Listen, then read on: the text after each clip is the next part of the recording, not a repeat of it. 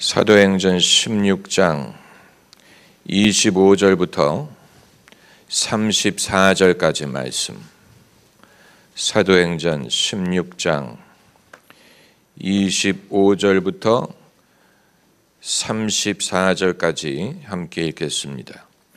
밤중쯤 되어 바울과 실라가 기도하고 하나님을 찬미하며 죄수들이 듣더라. 이에 후련히 큰 지진이 나서 옥토가 움직이고 문이 곧 다 열리며 모든 사람의 매인 것이 다 벗어진지라. 간수가 자다가 깨어 옥문들이 열린 것을 보고 죄수들이 도망한 줄 생각하고 검을 빼어 자결하려 하거늘 바울이 크게 소리질러 가로되 내 몸을 상하게 여기 있노라 하니 간수가 등불을 달라고 하여 뛰어들어가 무서워 떨며 바울과 실라 앞에 부복하고 저희를 데리고 나가 가로되 선생들아 내가 어떻게 하여야 구원을 얻으리까 하거늘 가로되 주 예수를 믿으라 그리하면 너와 내 집이 구원을 얻으리라 하고 주의 말씀을 그 사람과 그 집에 있는 모든 사람에게 전하더라. 밤 그 시에 간수가 저희를 데려다가 그 맞은 자리를 씻기고 자기와 그 권속이 다 세례를 받은 후 저희를 데리고 자기 집에 올라가서 음식을 차려주고 저와 온 집이 하나님을 믿었으므로 크게 기뻐하니라. 아멘. 사람의 회심에는 여러 종류가 있습니다. 회심에 여러 종류가 있다는 사실, 한 종류만 있는 것이 아니라는 사실을 인정하는 데 많은 시간이 걸립니다.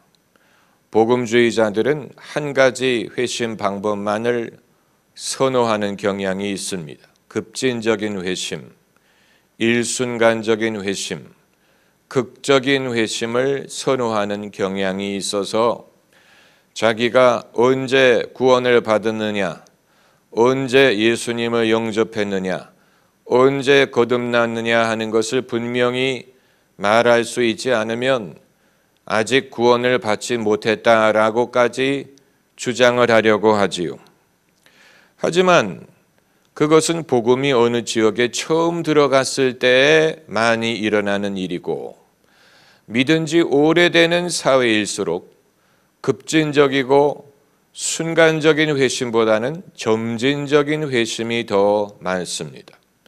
특별히 모태신앙, 또 오랫동안 믿은 사람들이 많은 지역일수록 자기가 어느 한 시점에 구원을 받았는지는 말하기가 어렵지만 점진적으로 세월을 지나면서 믿게 되었다, 믿음을 갖게 되었다 이렇게 말하는 경우가 많습니다.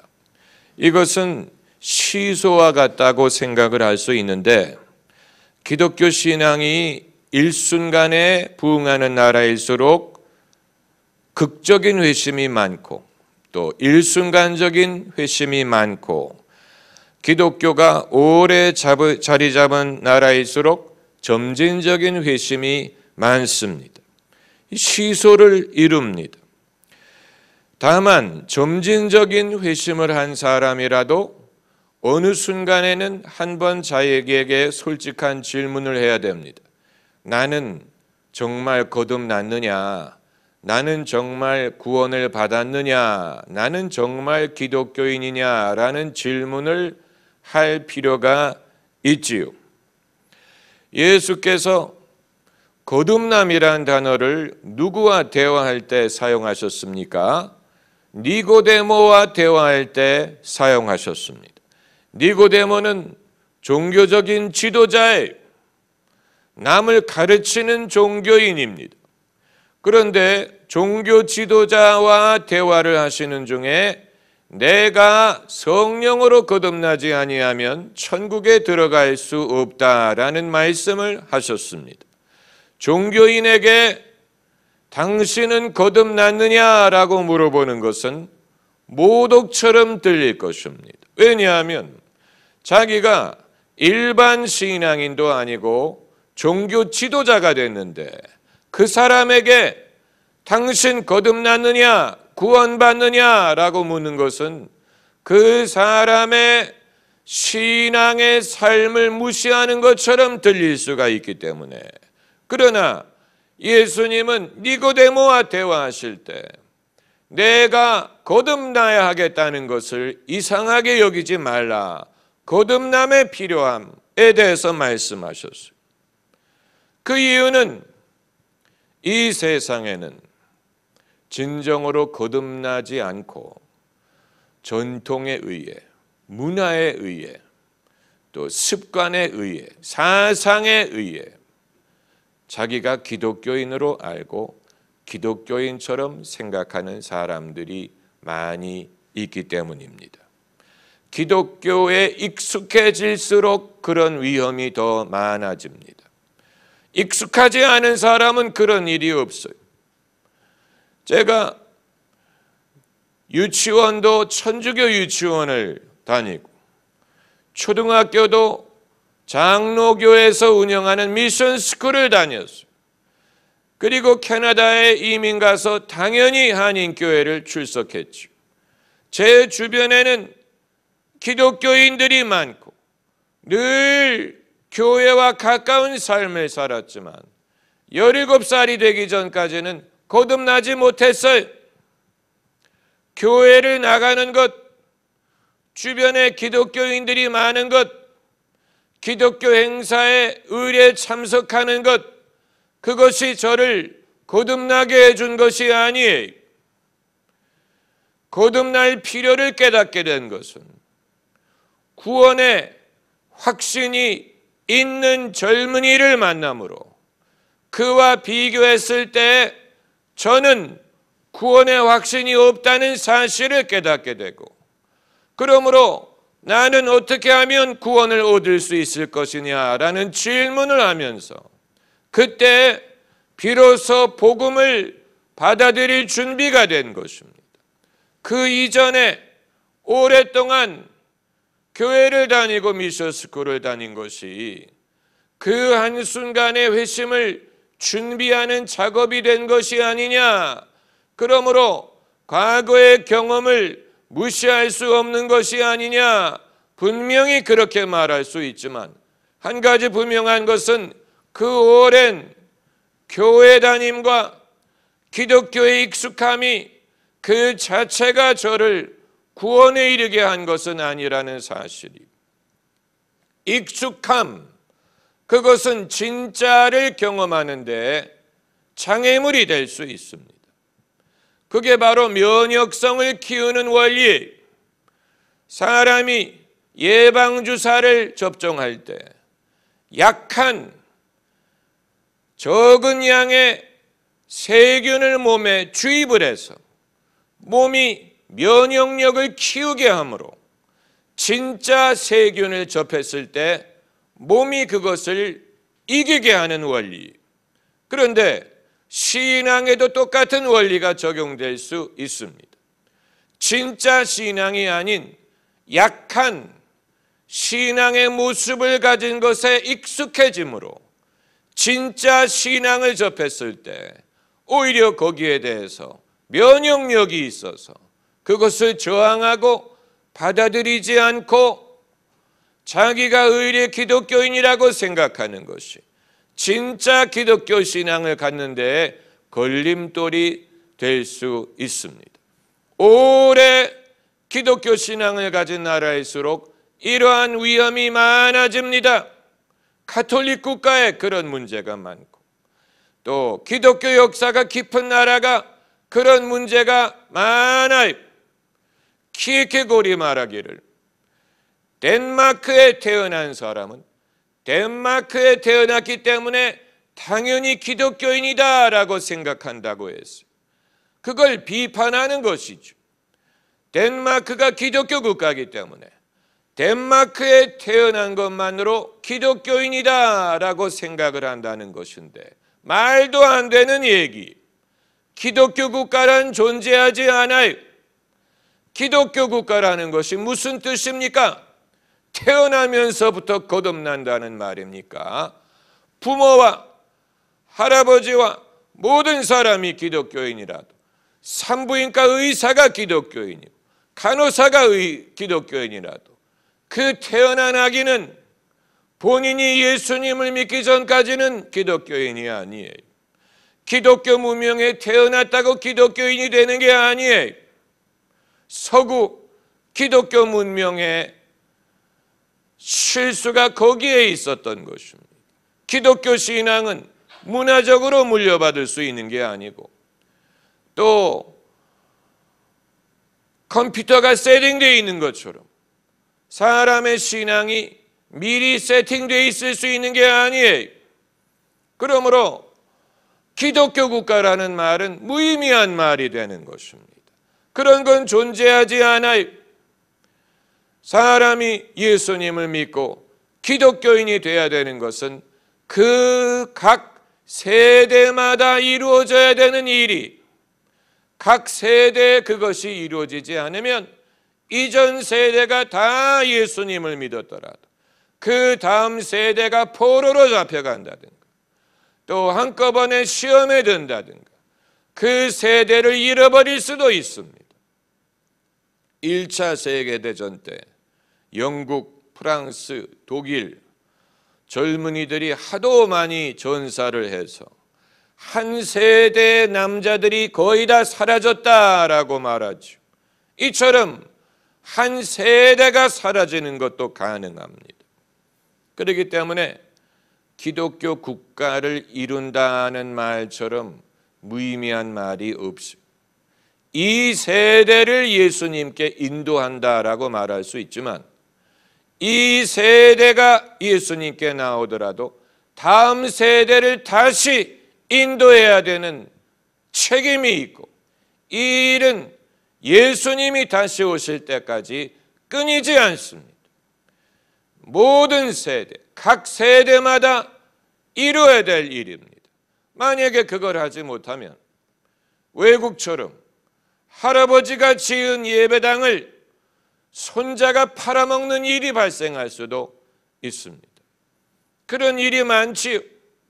옛날에는 한두 예배당이 매물로 나오면 그 자체가 스캔들이었는데, 이제는 너무 많이 매물로 나와서 살 사람도 없어요. 그걸 어떤 용도로 써야 될지 골칫덩어리예요.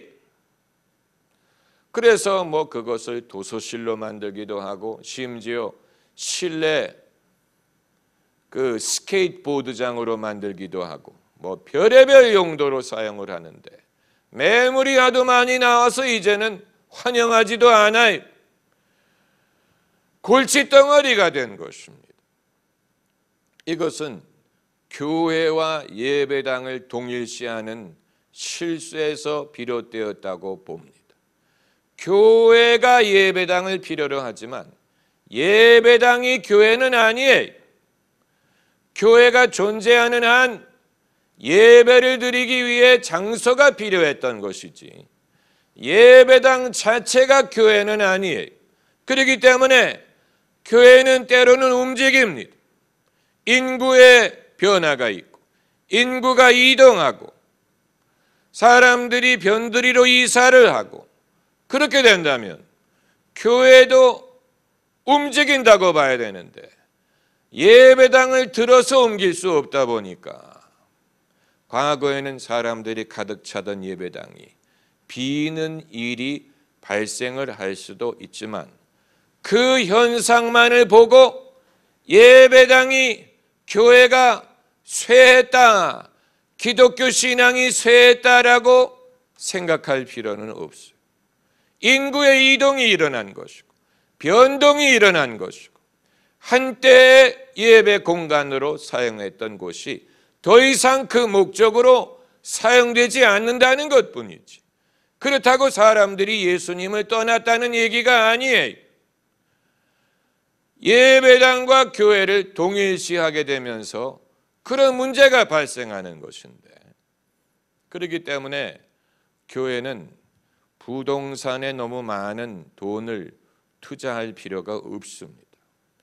부동산에 돈을 많이 투자해서, 돈을 많이 들여서 큰 예배당을 만들었다고 하더라도 한 세대에 그 예배당을 채웠을지라도 다음 세대에도 채우리라는 보장이 없어요.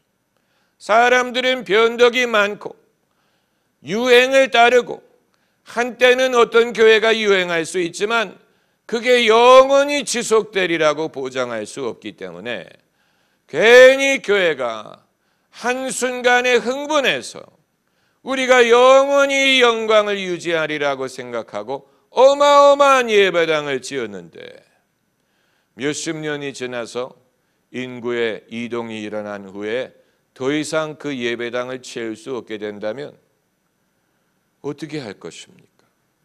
그걸 닫을 수도 없고 또 팔 수도 없고 아주 골칫덩어리가 되는 것인데, 만일 아브라함과 이삭과 야곱처럼 장막에 거하였다면 움직이면 되니, 장막이 함께 옮겨가면 돼.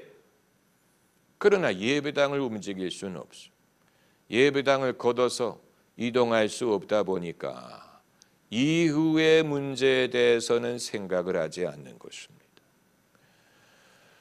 이건 교계 지도자들이 머리를 맞대고 의논해야 될 부분입니다. 유럽의 그 많은 성당들, cathedral, 참고로 cathedral이란 말은 주교가 있는 교회라는 뜻입니다. 주교가 없으면 그냥 church라고 부를 텐데, 주교가 있으면 cathedra라는 라틴어 의자라는 뜻입니다. 주교가 의자에 앉는다는 말에서 cathedral이란 말이 생겼는데, 아무튼 그 많은 성당들 얼마나 아름다워요. 얼마나 아름다워요. 파리의 노트르담 성당이 불이 났을 때 사람들은 마치 하나님 집에 불이 난 것처럼 충격을 받았지만 사실 그냥 건물이 불이 난 것. 건물이 불이 난 것. 건물이 불이 난 거 불가요. 하나님의 집에 불이 난 게 아니에요. 그러나 사람들은 부동산, 건물과 교회와 기독교를 이어서 생각을 하다 보니까 이제 수많은 성당들이 텅텅 비게 되는 현상을 보면서, 아, 기독교도 이렇게 되는 것인가? 기독교는 이제 시대가 끝난 것인가? 유행이 간 것인가? 이제 기독교는 문을 닫을 것인가? 사양길에 들었는가? 이런 생각을 하게 되지요. 상징적인 현상. 그러나 성당이 비었다고 예배하는 사람들이 없는 건 아니에요. 앞으로의 교회는 좀 더 유목민 같은 그런 성격을 가져서, 유목민이, 여러분 건물 짓고 거기서 정착했다는 말 들어보셨어요? 유목민은 천막에서 살고 천막을 세우기도 하고 그것을 내리고 이동을 해서 다른 곳에서 다시 천막을 칩니다. 그게 유목민이 노마드. 다만 징기스칸의 장막은 어마어마하게 컸다고 하죠. 서로 그것을 이동할 정도로. 그러나 장막은 장막이었어요. 우리가 이러한 유목민의 사상을 가지면 기독교도 사람들과 같이 움직일 수 있고 인구의 변동과 같이 움직이고 적응하고, 또 때로는 한 곳에서 다른 곳으로 이 변화가 가능하고 변화를 최대한 수용할 수 있는 방법으로 교회를 운영하면, 예배당 수백 년 전에 지은 성당이 텅텅 비게 되어 사람들이 그것을 기독교 신앙의 쇠락과 동일시하는 문제가 발생하지 않게 될 것입니다. 그러니까 그 당시에는 거기까지 생각을 하지 못한 거예요. 그 현상이 영원히 유지될 줄로 생각을 한 것입니다. 그러나 사람은 움직여. 아브라함도 움직였죠. 이삭도 움직였어요. 우물을 파기 위해 움직였어요. 사람이 움직여야 되는데 성전이 사람과 함께 움직이죠. 성막이 이스라엘 백성과 함께 움직인 것처럼, 그러니까 이 성당이 통통 비는 현상만을 보고 판단을 하면 안 됩니다. 그건 어떻게 보면 문화적인 변화의 결과, 문명적인 변화의 결과, 그걸 영적인 현상으로 판단하는 것은 그건 하나님이 하시는 일을 잘못 보는 것입니다. 앞으로의 교회, 미래의 교회, The New Church, 새로운 교회는 장소에 연연하지 않고 반드시 벽돌과 콘크리트로 건물을 지어야만 예배당을 만드는 것이 아니고, 요즘에 사방에 널린 것이 모임 공간이 얼마나 많아요. 극장이라든가 무슨 시민센터라든가 아니면 예식장이라든가, 그게 교회가 돈이 없어서 남의 건물을 빌린다고 말하지 말고 우리는 적응을 해서 사람들이 많이 모일 때는 큰 장소를 빌리고 적게 모일 때는 작은 장소를 빌리고, 만일 우리가 이동해야 될 필요가 있을 때는 장소를 옮기고, 얼마든지 건물에 매이지 않고 한 장소에 매이지 않고 성령이 하시는 일을 우리는 쫓을 수 있다. 이것이 뉴 처치, 소위 이 교구의 개념에 매이지 않는 것입니다. 교구라는 것은 parish, 옛날에 서구 사회는 마을마다 교구화되어 있었어요. 무슨 parish, 무슨 parish. 그래가지고 parish마다 교회를 짓고 그 동네 사는 사람들은 그 교회를 다녀야 되는 줄로 생각했어요. 이게 교구의 개념이에요. 그러나 지금 이 시대에는 사람들은 한 곳에 머물러 살지 않아요. 농촌에 머물지 않아요. 도시에 살고, 도시인들은 움직여요. 직장을 바꾸고 학교를 옮기고 결혼을 하고 이민을 가고 여행을 하고 움직여요. 만약에 교구라는 개념에 매여야 된다면 태어나기는 저 시골에서 태어나는데 더 이상 거기 살지 않고 많은 곳을 옮기면서 사는 사람은 어느 교구에 속해야 된다는 얘기입니까?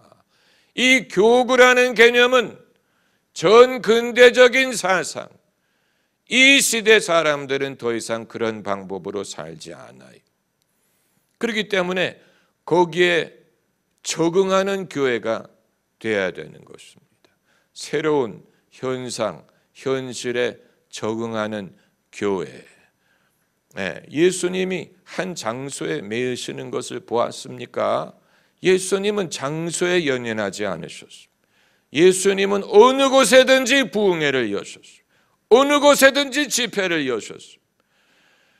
갈릴리 호숫가에서 가르치실 때가 있었고, 산에 올라가서 산상수훈을 가르치셨고, 또 집에 모여서 집에서 가르치실 때 천장을 뚫고 중풍병자를 달아내렸고, 그 집 앞에 용신할 틈이 없을 정도로 사람들이 모였다고 했죠. 또 회당에서도 가르치시고 성전에서도 가르치시고, 예수님은 어느 한 장소에 매이지 않으셨어요. 어떤 곳에든지 사람들을 하나님께 인도할 수가 있었어요. 그 이후에 사도들도 그러했으리라고 봅니다. 이것이 기독교 초기에 아직 정착되기 이전의 현상이었기 때문에 그런 것이 아닙니까?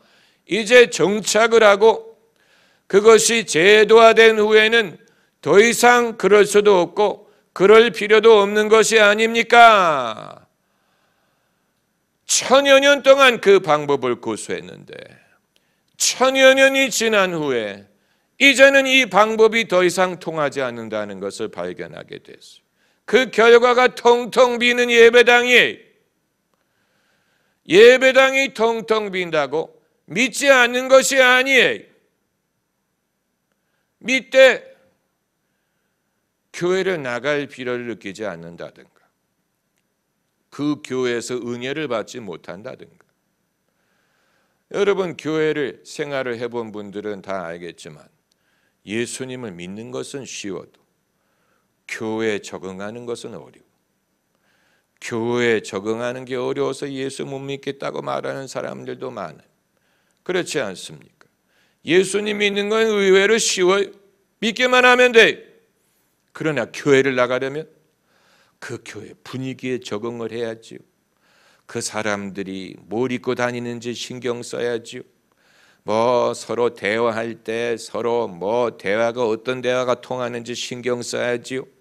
내가 이 교회에 뭐 친구가 많으냐 적으냐 신경 써야죠. 누가 뭐 이런 말 저런 말 하면 뭐 속상하고 시험 드는 거 그거 적응해야죠. 그 교회가 나를 집사로 임명해 줄 거냐 권사로 임명해 줄 거냐 장로가 될 것이냐 쓸데없는 거 신경 써야죠.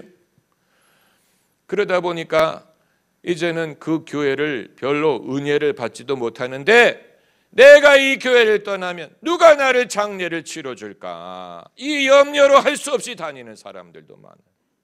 왜냐하면 사후 대책을 세워야 되니까. 이제는 이 나이에 내가 다른 교회로 가면 장례식을 와줄 사람도 없다고 생각하는.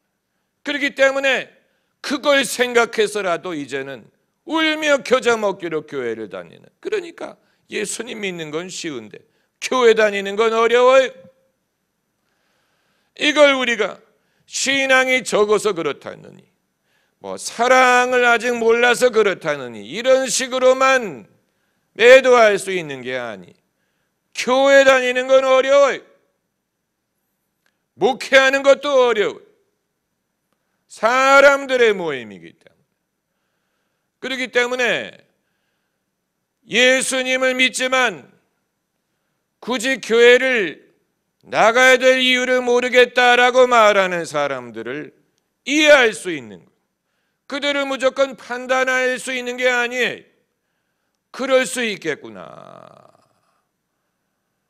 그럼 이제 어떻게 할 것이냐. 소위 가나안족, 안 나간다는 뜻입니다. 가나안, 안 나가를 거꾸로 하면 가나안이 돼. 안 나가족, 그들이 점점 많아. 우리만 그런 게 아니, 외국도 그래. 이건 별개의 문제. 이건 뭐 전도를 더 해야 된다. 무슨 뭐 집회를 해야 된다. 그것과는 별개의 문제로. 이제 믿기는 믿되 어떤 특정 교회에 영구적으로 소속되고 의미 있게 동참하지 않는 사람들이 어떻게 신앙생활을 하도록 도울 것이냐. 이게 뉴 처치의 삶이에요. 뉴 처치. 이것도 중요한 일이에요. 예수님께서 나는 이스라엘의 잃어버린 양을 위하여 왔노라. 잃어버린 양. 기존의 제도권에 속하지 않되 양은 양이 돼 잃어버린 양. 잃어버린 양을 위해 오셨다고 했어요. 잃어버린 양이 있고 잃어버린 아들이 있고 잃어버린 동전이 있어요. 그 말은 한때는 주인의 품에 있었는데 잃어버린 바 되었다는 거. 왜 잃어버리느냐? 사람은 살다 보면 잃어버린 바 됩니다. 동전이든 아들이든 양이든 양은 양이 다만 잃어버린 양. 아들은 아들이 다만 잃어버린 아들. 잃어버렸다고 아들이 아닌 게 아니. 잃어버렸다고 양이 아닌 건 아니. 다만 예수님이 전제하시는 것은 양은 목자와 함께 있어야 되고 그리고 무리와 함께 있어야 된다는 것을 전제한 것입니다. 할렐루야. 그렇게 아니라면 내버려 두죠. 잃어버려도 어디선가 생존하겠지. 내버려 두지. 왜 목자가 찾으러 나가겠습니까? 찾는다고 안 찾는다고 양이 무슨 염소가 되는 게 아닐 텐데 못하러 찾습니까? 내버려 둘 수도 있죠. 알아서 생존하겠지. 그러나 목자가 찾는다고 했어요. 여기서 찾아서 양무리로 돌아오게 한다는 것이 반드시 교회로 복귀하는 것을 뜻하느냐, 그건 알 수가 없지만 적어도 양은 목자와 함께 있어야 되고, 그리고 다른 양과 한 우리에 있어야 된다는 것을 예수님이 전제하신 것입니다. 그러니까 나는 믿기는 믿는데 교회를 나갈 필요를 느끼지 않고 교회 예배를 드리지 않고 나만의 신앙을 유지한다고 하게 되면 그 신앙을 과연 얼마만큼 유지할 수 있을까가 의심스러운 것입니다. 만일 여러분이 1년 동안 교회를 안 나온다고 생각을 해보세요. 여러분의 신앙에 어떤 변화가 일어나겠습니까? 여러분이 교회를 열심히 나오시는 이유는 필요하기 때문에 그런 것입니다. 여러분의 신앙에 도움이 되기 때문에 그런 것입니다. 그런데 만일 타이든 자이든 1년 동안 교회를 안 나온다고 생각을 해보세요. 그것이 여러분의 신앙에 플러스가 되겠습니까? 마이너스가 되겠습니까? 묻지 않아도 뻔한 질문이죠. 그렇다면 가나안족에 대해서도 그들의 신앙을 우리가 존중해야 된다. 교회는 안 나와도 얼마든지 신앙생활을 할 수 있지 아니하냐? 이론적으로는 가능해. 이론적으로 가능해. 그렇다면 예수께서 무엇하러 내가 이 반석 위에 내 교회를 세우리니 라고 말씀하셨겠어요? 무엇하러 교회를 세우셨겠어요? 무엇하러 오순절날 사람들이 예수님을 믿고 예루살렘 교회 멤버가 됐겠습니까? 그들은 기독교인이 된 것뿐만이 아니고 교인이 된 것, 교회에 소속한 것, 그런 식으로 기독교가 탄생했어요. 교회가 없이 기독교가 탄생한 게 아니에요. 초대 기독교인들이 교회가 없이 신앙생활을 한 것이 아니에요. 교회에 소속이 됐어요. 사마리아의 교회가 생겼고 안디옥의 교회가 세웠고 바울이 가는 곳마다 교회를 세웠죠. 바울은 복음을 전하는 자인 것뿐만이 아니고 교회를 세우는 자요, 교회를 감독하는 자였어요. 비숍, 이 주교라는 말은 감독자라는 말이 교회를 감독하기 때문에 감독자예요. overseer. 거기에서 비숍이라는 말이 나온 것인데 베드로가 바울이 선교여행을 하면서 가는 곳마다 교회를 세웠고 그리고 그 교회에 보낸 편지가 바울 서신이 된 거예요. 목회 서신도 그냥 개인에게 보낸 게 아니고 교회를 목회하는 목회자에게 보낸 거예요. 디모데가 목회자였고 디도가 목회자였어요. 그러니까 교회에 보낸 서신, 요한계시록에서도 아시아의 7 교회의 성령이 말씀하셨어요.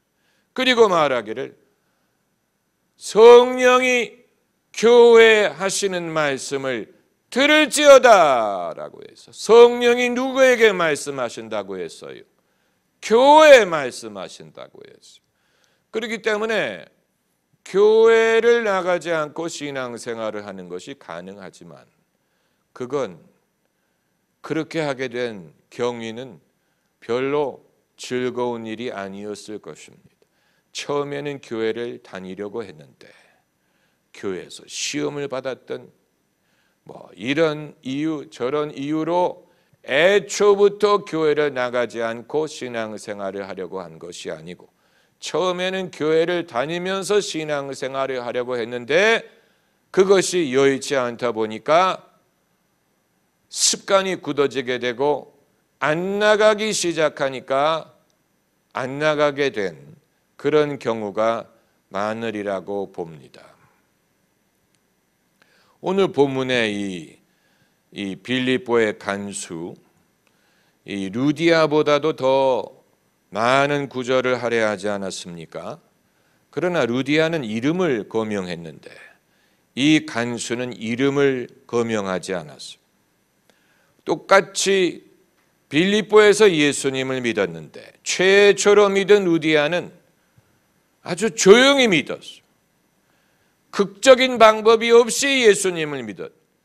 이 간수는 아주 극적인 방법으로 예수님을 믿었어요. 본문에 나오잖아요. 지진이 일어나고 옥토가 흔들리고 착고가 풀어지고, 그래서 이 간수가 불을 켜고 죄수들이 다 도망한 줄로 알고, 죄수들이 도망하면 이제 자기는 죽은 몸이에요. 그래서 죽느니 자기가 자기 손으로 죽겠다 하고 칼을 꺼내서 죽으려고 할 때 바울이 당신의 몸을 해하지 말라, 우리가 가지 않고 여기에 있다. 그때 이 사람이 떨면서 바울 앞에 부복하여 말하기를, 내가 어떻게 하면 구원을 얻을 수 있겠습니까? How can I be saved? 아주 중요한 질문을 했어요. 그때 바울이 주 예수를 믿으라, 그리하면 너와 내 집이 구원을 얻으리라, 유명한 말을 했죠. 아주 극적인 방법으로 예수님을 믿었어요. 방법은 그렇게 중요하지 않아요. 사람이 총알을 맞아서 죽을 수도 있고 대포탄이 터져서 죽을 수도 있는데 죽는 건 마찬가지. 사람이 학교에 들어갈 때 1등으로 들어갈 수도 있고 꼴등으로 들어갈 수도 있지만 들어가면 마찬가지. 들어가는 게 중요한 거예요. 몇 등으로 들어가는가 하는 것은 천국에서 따지지 않아요. 남녀가 연애 결혼을 했을 수도 있고 중매 결혼을 했을 수도 있어요. 그러나 중요한 건 결혼했다는 거예요. 연애 결혼을 아무리 화끈하게 연애를 했더라도 서로 행복하게 산다는 보장 없어요. 연애는 화끈하게 했는데 지금은 원수가 됐을 수도 있어요. 그렇기 때문에 어떻게 결혼을 하게 됐느냐 하는 것보다는 결혼을 했다는 사실, 그리고 지금도 잘 산다는 것이 중요한 것입니다. 예수님을 믿는 것도 극적으로 믿는 사람도 있고 조용히 믿는 사람도 있어요. 루디아는 조용히 믿었어요. 바울을 우연히 만났는데 바울이 말씀을 전할 때 하나님이 루디아의 마음을 열어 청종하게 하셨다. 아주 자연스러운 방법으로 말씀을 들을 때 마음이 열리고 그게 들리고 믿어지고, 그래서 믿었어요. 그래서 루디아의 집이 빌립보의 교회가 된 거예요. 이 빌립보의 간수는 극적인 방법으로 믿었어요. 그렇기 때문에 설교 주제로 사용하기 아주 적합해요. 그러나 믿었다는 사실은 둘 다 똑같아요. 이제 중요한 것은 어떻게 믿었느냐가 아니고 앞으로 어떻게 믿을 것이냐가 중요한 것입니다.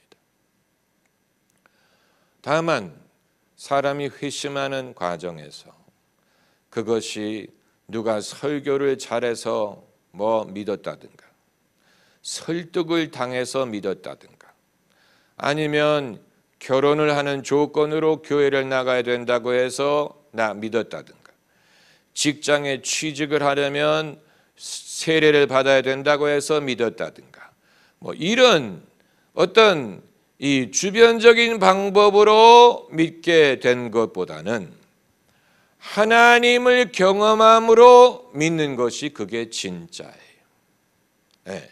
하나님을 크게 경험하든 작게 경험하든 진짜 회심은 하나님을 경험함으로 믿음을 갖게 되는, 그게 진짜예요. 어떤 식으로 경험한다는 얘기입니까? 그건 사람마다 달라요. 하나님의 음성을 들음으로 경험할 수도 있고 하나님의 도우심을 경험함으로 경험할 수도 있어요. 하나님의 두려움을 느낌으로 하나님을 경험할 수도 있고 하나님이 나를 고쳐주심으로 경험할 수도 있고 하나님의 친절함을 겪음으로 경험할 수도 있고 방법은 다양해. 다만 한 가지 공통적인 것은 하나님을 경험했다는, 하나님이 살아계시는 것, 하나님이 진짜라는 것을 경험을 해서 회심을 하는 것이 진짜예요. 그 회심이 진짜 회심이 상황에 의한 것도 아니고 설득에 의한 것도 아니고 마지못해 믿는 것도 아니고 문화적으로 따라가는 것도 아니고 형식을 쫓는 것도 아니고 의례적으로 믿는 것도 아니고 하나님이 정말 계시구나 하는 것을 경험함으로 믿는 것을 우리는 바라는 것입니다. 그런 식으로 사람들이 회심하게 되기를 우리는 바라는 것이고 그렇게 회심하도록 최선을 다해 돕는 것이고 기도하는 것이고 은혜를 구하는 것입니다. 왜 우리가 성령의 능력과 은혜를 사모합니까? 사람들이 성령을 경험함으로 믿음을 갖게 될 줄로 알기 때문에 그런 것입니다.